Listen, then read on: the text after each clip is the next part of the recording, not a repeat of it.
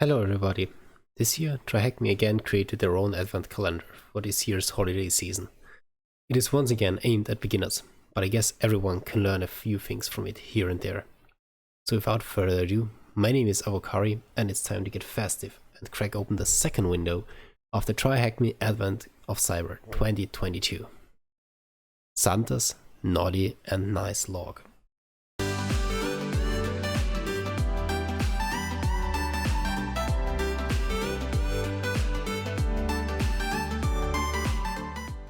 For the second day, we are now in Santa's Security Operations Center, or called SSOC.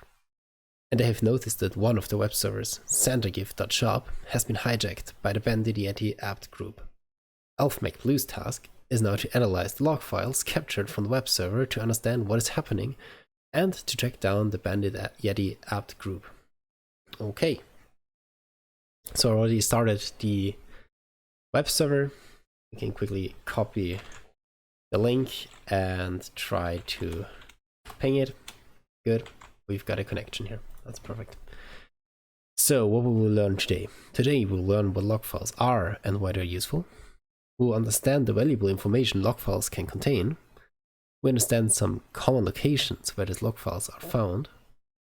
We also use some basic Linux commands to analyze the log files, and we also help ElfMacBlue, of course, to track down the Bandit Yeti app group.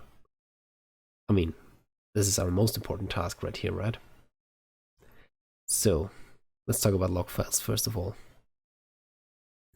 In a log file, we have historical records of events and other data from an application.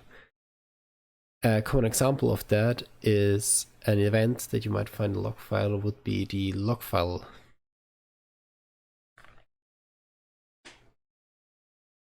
So what are log files and why are they useful? Log files generally contain historical records of events and other data from an application. Some examples would be the login attempts or failures, for instance via SSH, the traffic on the network, other things, for instance a website URL and so on, which have been accessed, password changes, application errors, standard logs from different web pages. For instance, if you run a web server, you can see who accessed it at what point in time, which page did they access, which files did they open. And they help us to investigate what happened, when did it happen, where did it happen, who did it, and what was the result. So right here they just give us a short example for it. We have inappropriate material on a university network, and so we know from the log files, we know that something happened. A user is confirmed to have accessed this material. We know when it happened from the log file. We can see which IP it was. For instance, in this case, it was the IP address. We know who did it because they used the student account, and we know what they accessed. They accessed inappropriate content.thm. So a log file is, generally speaking, consisting of three different parts. First, a timestamp, for instance in this case November the 13th at 10 in the morning. We have the name of the service, in this case, or any other detail. In this case it was from SSHD. We have an invalid user from an IP address. And then we get the actual event service log. This was the last point which we talked about here. So actually the second and third are not correctly displayed, I think, in this example right here. But let's go on. Where are they stored? For Windows users, you have the event viewer, which you can find from the start menu, where you have the application, security, setup, and system. These are the categories. Application is everything going for a service. In security, you can see any events related to security, for instance logins or credentials from a password manager.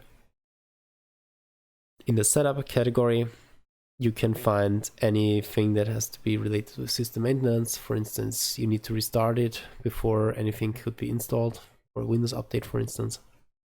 And in the systems category, you have all the other events which are related to the system itself. For instance, if you plug in a USB drive or remove it, or you have some shutdown due to power issues.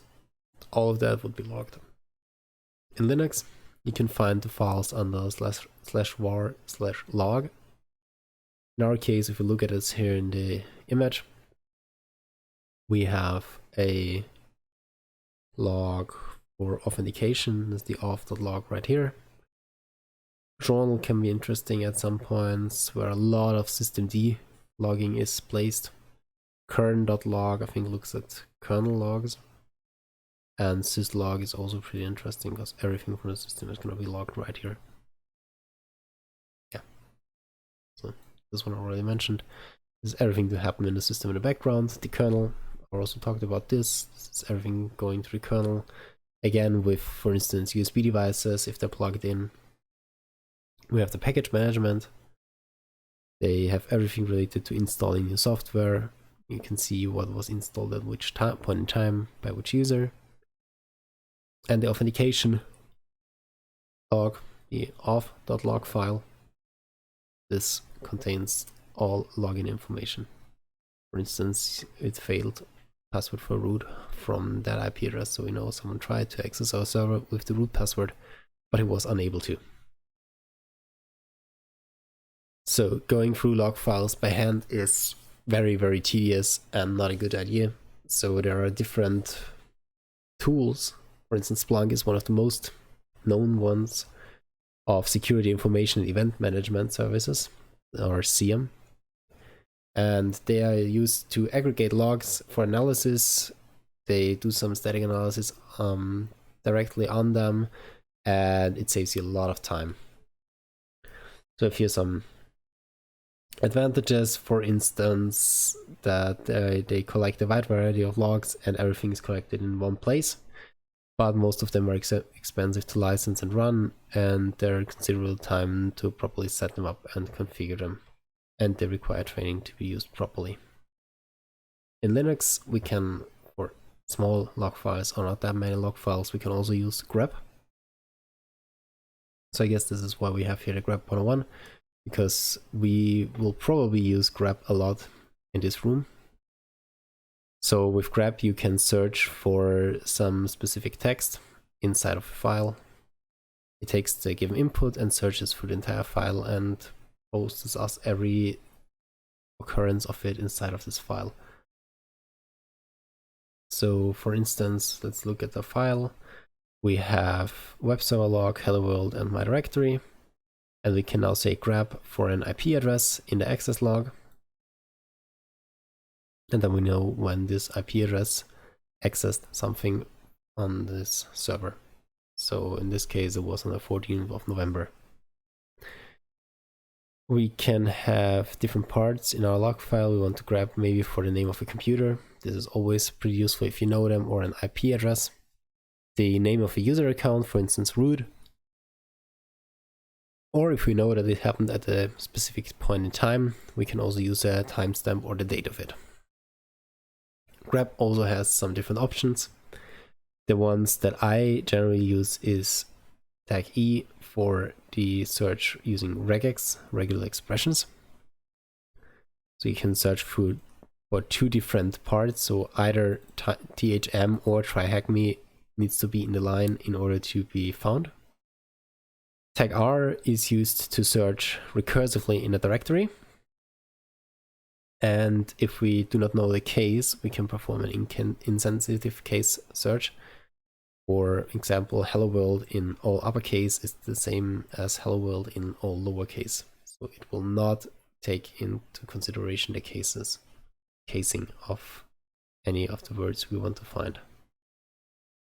If you want to find more about the grep, you can always look at the manual using man grep. But for this task, we need to connect to the IP address over SSH. So I guess we're gonna start with that. Let's start SSH 10.10.14.61. Yes, we want to trust that server. Oh, sorry, and we also have a username already provided. So this is elfmacblue. And the password is try-hack-me with an exclamation mark at the end. And we should be connected to the 2 log analysis server. Perfect. So ensure that you're connected to the available machine in this task. Okay, we did this. So now we need to use the ls command in order to find out how many files are present in the current directory. With 2, it is pretty easy to count it, but you could also use word count in order to find out how many are there. So we use a pipe operator to forward the output of our command into the next command, and then we count them. So we have 2 log files present in this directory. Oh god, that's a lot of questions for this one. So next up, AlphaMaxKitty managed to capture the logs generated by the web server. What is the name of the log file? So since we have 2 here, sshd is probably related to the SSH instance, the service. So the web server.log file will most likely be the one that is accumulating all the logs from the web server. So now we need to start to investigate the log file webserver.log to answer all of those questions. Okay, so everything we need to find out now is found in the web server log file. So we can quickly look at it. Just gonna make that window a little bit bigger. Let's use less and access the web server log. Okay, we have a few accesses right here on the different parts. Looks like they used GoBuster and just went through everything they could find on the server. Anything interesting at the moment right here? Yeah, that one is interesting. Don't forget to like this video and subscribe to my channel and use the notification bell in order to get updated when you get new videos. So make sure to subscribe. But other than that, it would be too hard to look through this whole file. We can look at the amount of words. So we can use word count on the web server. And we have a lot of words in there. Okay.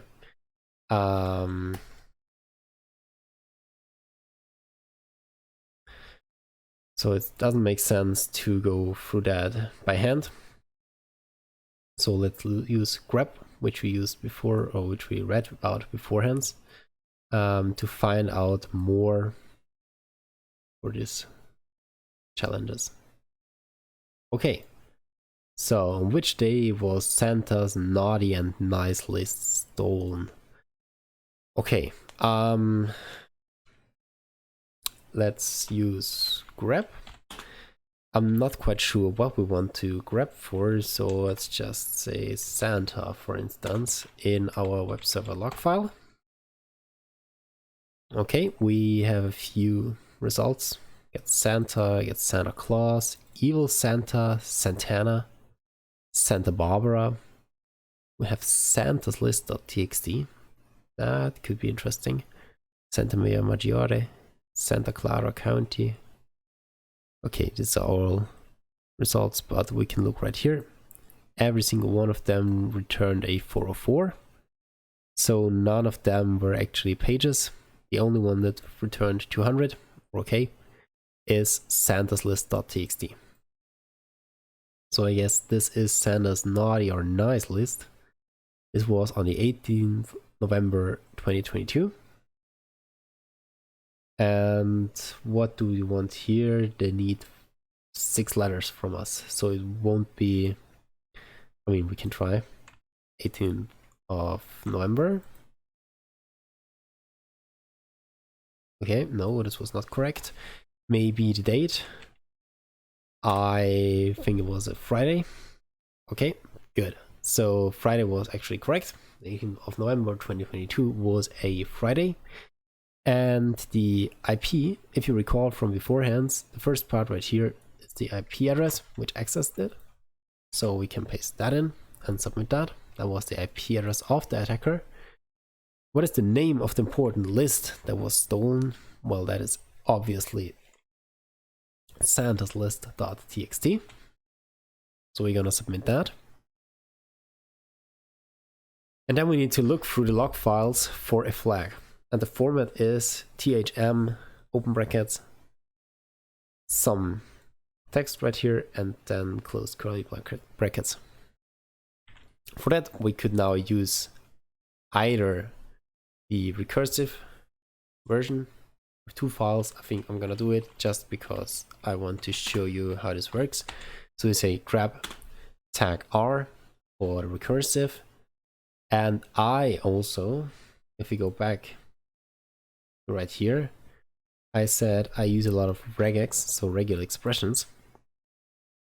So we want to use tag E as well. And for our regular expression, we want to search for THM, then anything in between and close brackets, and we want to find it in our current folder. Let's see if this works. Perfect. So we get the list or result right here. We can see this is from the sshd.log file, and we have thm.stolen Santa's list. We have our flag. Let's submit that. Perfect. So the regular expression, the dot means any symbol, and the star means 0 or more. We could also use a plus right here. Sorry, so we could do grab tag R, tag E for regex, thm dot plus, then we have at least one symbol in between, and this would still work.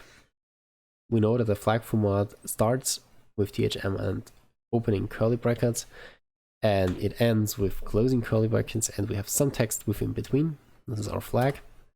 So yeah, this works as well. It's just a small difference. If you say you expect at least one character in between, then you use the plus, or you might also expect no character in between, then you use the star. So, did you get interested in log analysis? A little bit. I mean, I did a lot of log analysis in the last years, so I might look over these rooms later on, Windows event logs and endpoint security monitoring module. I would generally say log files are pretty important for you in your day-to-day task as an IT security professional. Depends on in which company or area you're working.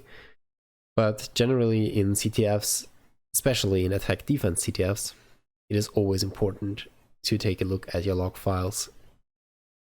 This way you can track down a lot of stuff which is happening on your server, and you might actually find an attacker before he actually connected to your server. So we've now completed the second day of Advent of Cyber 2022. Tomorrow we're going to continue with day 3. Make sure to subscribe again and turn on the notification bell in order to get the next video as soon as I upload it. And other than that, I am Avocari, and have fun hacking your way through the Advent of Cyber 2022. Take care.